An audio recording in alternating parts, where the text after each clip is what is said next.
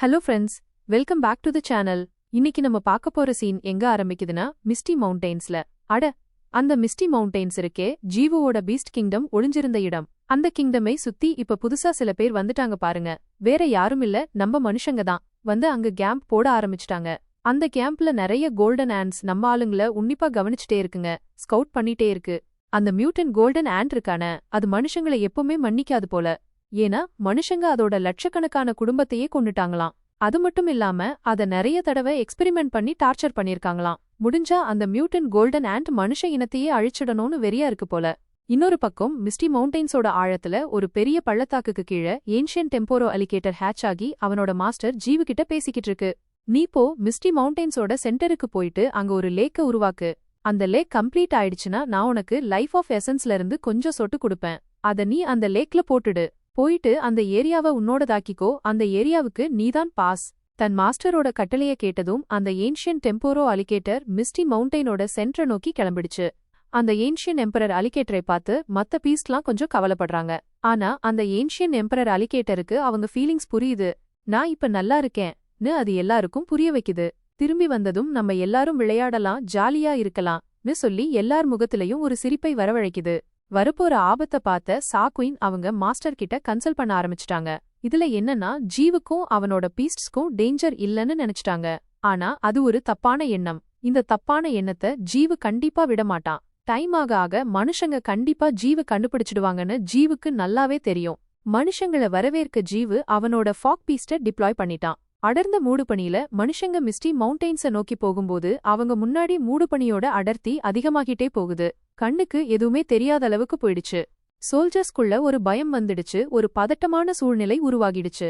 அந்த சோல்ஜர்ஸ் பயந்து அவங்க பேஸ கான்டாக்ட் பண்ணும்போது அந்த அடர்ந்த மூடுபனியிலிருந்து ஒரு உருவம் வந்து ஒரு சோல்ஜரை அப்படியே நசுக்கிடுச்சு. சோல்ஜர்ஸ்க்கு முன்னாடி ஒரு பாம்பு மாதிரி இருக்கிற டிராகன் வந்து நின்னு அவங்கள அட்டாக் பண்ண ஆரம்பிச்சிடுச்சு. அந்த டிராகன் மேல புல்லட்ஸ்லாம் பட்டா கூட ஒன்னும் ஆகல. அது ஒவ்வொரு சோல்ஜரையும் கொன்னுட்டே போகுது. இது ஒரு ஃபாக் பீஸ்ட். இது வாட்டர் வேப்பரால ஆனது. அதனாலதான் புல்லட்ஸ்லாம் இது மேல ஒர்க் ஆக மாட்டேங்குது. ஃப்ளேம் த்ரோவரை கொண்டு வாங்க, இது பொசுக்கிடலாம். ஒரு சோல்ஜர் ஃப்ளேம் த்ரோவரோட கண்ணை எடுத்து அந்த ஃபாக் டிராகனை பண்ணும்போது எங்கிருந்தோ ஒருத்த வந்து அவனை பலமா பஞ்ச் பண்ணி அங்கேயே மயக்கிட்டான். அந்த பேட்டில்ல கிங்ஜா உள்ள வந்துட்டான். அவனோட லாயல்ட்டிய ப்ரூவ் பண்றதுக்காக ஜீவுக்காக எதையும் செய்ய தயாரா இருந்தான். கிங்ஜாவ் மட்டுமில்ல, மியூட்டன் கோல்டன் ஆண்ட்டும் பேட்டில் ஃபீல்டுல வந்து இறங்கி மனுஷங்களோட மாஸ்கர ஆரம்பிச்சிட்டான். Soldiers versus mutant ant and கிங்ஜாவோட பேட்டில் ஆரம்பிச்சிடுச்சு. இந்த மொத்த பேட்டிலையும் மூடுபனிக்குள்ள இருந்து சாகுயினும் ஜீவும் பாத்துக்கிட்டே இருக்காங்க, ஸ்டடி பண்ணிக்கிட்டு இருக்காங்க. மாஸ்டர், மிஸ்டி மவுண்டெயின்ஸ் பத்தி எல்லாரும் தெரிஞ்சுப்பாங்க. நடுவுல ஒருத்தன் இருந்தான் பாருங்க. அவன் நடக்க போற இன்சிடென்ட்ல இருந்து ஹாலுசினோஜெனிக் ஸ்கில்ஸ்னால ரொம்ப பயந்து அவனோட சுயநினைவையும் மென்டாலிட்டிய கூட இழந்துட்டான். அவனை உயிரோட வச்சு கேஜியும் மிலிட்டரி கேம்பஸுக்கு திருப்பி அனுப்பணும்னு நினைக்கிறாங்க.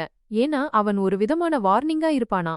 அந்த மெசேஜ மனுஷங்க புரிஞ்சுக்காம மிஸ்டி மவுண்டெயின்ஸுக்கு திருப்பி வந்தா வார் கண்டிப்பா நடக்கும். ஆனா மனுஷங்க தானே, அவங்க எப்படி ஒரு வார்னிங்கையோ இல்ல ஒரு பைத்தியக்கார சோல்ஜரோட பேச்சையோ கேட்டு அவங்க எக்ஸ்ப்ளோரேஷனையும் ஹண்டிங்கையும் நிறுத்துவாங்க.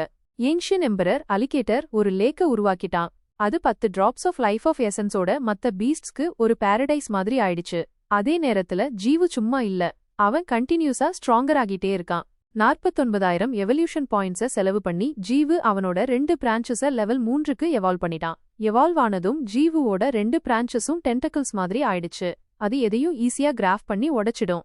ஜீவு வெறும் 2 பிரான்ச்சஸோட நிக்கல, 1,00,000 எவல்யூஷன் பாயிண்ட்ஸ செலவு பண்ணி அவனோட மெயின் ரூட்டையும் எவால்வ் பண்ணிட்டான். எவல்யூஷனோட ஜீவுவோட ஸ்பிரிச்சுவல் வேல்யூ 4,90,000 போயிடுச்சு. ஜீவுக்கு ஒரு பெரிய ஆர்மி தேவைப்பட்டுச்சு, ஸ்ட்ராங்கர் கம்பேனியன்ஸ் தேவைப்பட்டாங்க. அந்த ஸ்ட்ராங்கர் கம்பேனியன்ஸ பத்தி தெரிஞ்சுக்க ஜீவு ஏன்ஷியன் எம்பரர் அலிகேட்டரோட சேர்ந்துகிட்டு அவன் எக்ஸ்ப்ளோர் பண்ண ஏரியாவை பத்தி கேட்க ஆரம்பிச்சிட்டான். இங்க நமக்கு என்ன தெரிய வருதுன்னா, அந்த ஏன்ஷியன் எம்பரர் அலிகேட்டர் அட்டாக் நடக்கிறதுக்கு முன்னாடி போன ஏரியால ஆத்துக்குள்ள இருந்து நிறைய டிரான்சென்டன்ட் கிரியேச்சர்ஸோட பிரசன்ஸ ஃபீல் பண்ணிருக்கான். அந்த கிரியேச்சர்ஸ்லாம் ரொம்ப பவர்ஃபுல்லா இருந்திருக்காங்க. அதனாலதான் அந்த ஏன்ஷியன் எம்பரர் அலிகேட்டருக்கே கூஸ்பம்ஸ் வந்துருச்சு. அந்த கிரியேச்சர்ஸ்லாம் ஆத்தோட ஆழத்துல இருந்து அவங்களோட ஸ்பிரிச்சுவல் எனர்ஜிய சேட்டலைட்ல இருந்து மறைச்சு வச்சிருந்திருக்காங்க.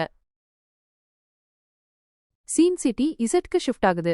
அங்க ஒரு பைத்தியக்கார சோல்ஜருக்கு சில டாக்டர்ஸ் ட்ரீட்மெண்ட் கொடுக்க ட்ரை பண்ணிக்கிட்டு இருக்காங்க.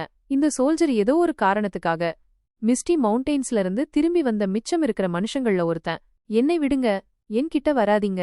அந்த சோல்ஜர் ரொம்ப பயந்து போயிருக்கான். அவனுக்கு யாரையும் அடையாளம் தெரியல.